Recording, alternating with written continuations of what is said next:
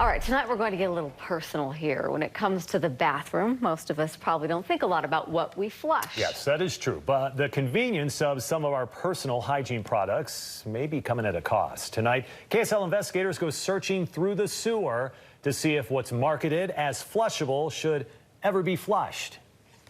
All right, I hate to be a potty mouth, but what I'm about to show you is pretty crappy. When you use a toilet, absolutely everything you flush makes its way through a lot of pipes, from your house to under the street and eventually right here.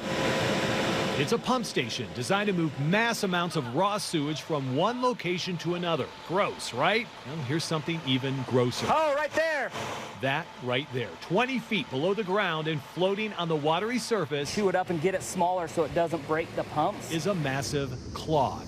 A clog nearly 2 feet thick. A clog you need a pitchfork to break up and a vacuum to suck up. A clog that could push sewage back into your home. A clog costing hundreds of thousands of dollars in damage. And a clog sewage professionals say is partially blamed on these guys. Flushable wipes.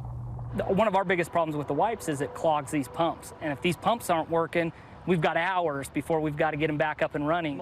That's Ricky Nicase, director of wastewater systems for Granger Hunter, and says the so-called flushable wipes are not as advertised, claiming they do not break down like toilet paper and often combine with oils and grease in the sewer, eventually growing and growing and growing and growing into a giant. A lot of people call them fat bergs because it's just fats, oils, and greases that hold together.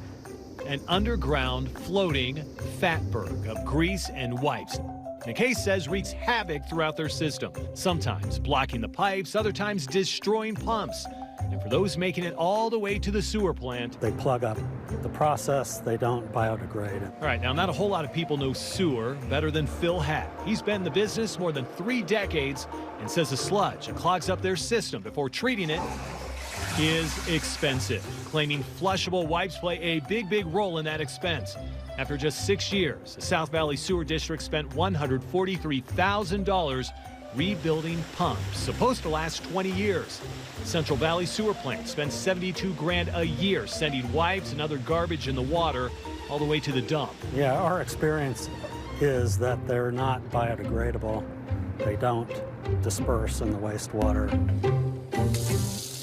And with that, the KSL investigators decided to run a little test to see if the flushable wipes would break down for us. Here's how it worked. We bought multiple brands of flushable wipes. Designed for toilets, tested with plumbers.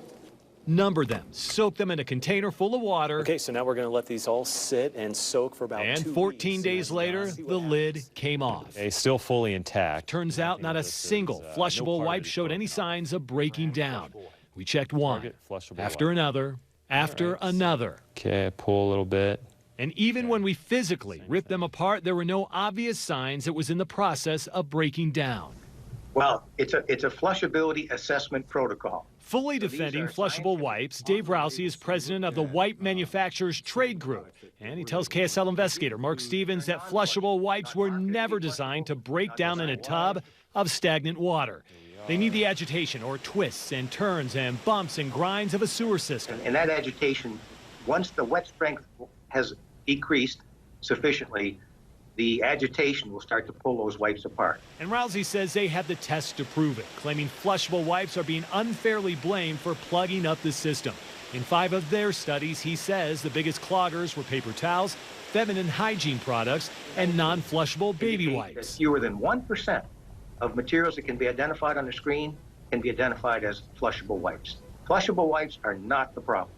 As a matter of fact, if every wipe flushed were a flushable wipe, there would be no problems in pipes caused by wipes.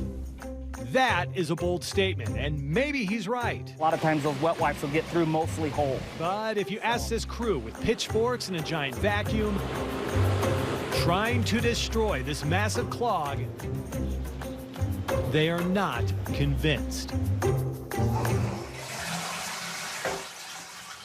This fight is not just local. Federal Trade Commission settled a complaint against one manufacturer in 2015, saying it needed to prove its flushable wipes were actually flushable. The company pulled the product off of the shelves, but there is no government standard on what flushable actually means, and to make one would probably need some kind of law.